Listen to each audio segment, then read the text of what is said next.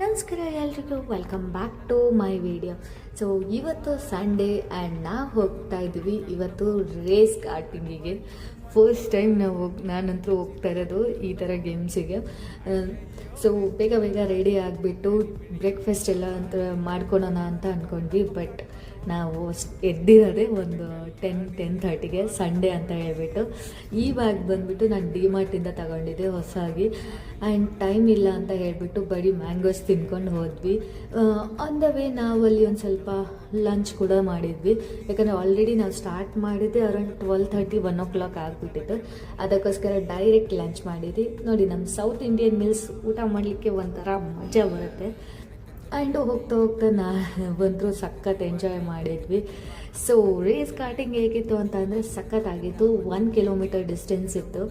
And ನಾವು ಇದಕ್ಕೂ ಲೇಟಾಗಿ ಹೋಗಿರೋದ್ರಿಂದ we waited more than 1 hour.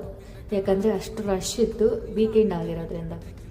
So ಇದು ನಮ್ಮ ಒಂದು ವಂಡರ್ಫುಲ್ ಎಕ್ಸ್ಪೀರಿಯನ್ಸ್ ಆಗಿತ್ತು. ನನಗೆ ಸ್ಟಾರ್ಟಿಂಗ್ ಒಂದು ಟೂರ್ ರೈಡ್ ಆಗೋ ಮಟ್ಟ ಸಖತ್ ಭಯ ಬಂತು. ಬೇಡ, ನಾನು ಸ್ಟಾಪ್ ಮಾಡಿಬಿಡೋಣ ಅಂತ ಅಂದ್ಕೊಂಡಿದ್ದೆ. ಬಟ್ ಹೋಗ್ತಾ ಅಂದರೆ ಸಖತ್ ಮಜಾ ಬಂತು. ಒನ್ಸ್ ಇನ್ ಅ ವೀಕ್ ಅಥವಾ once in a month you should try ಅಂತ ಹೇಳಬೇಕು.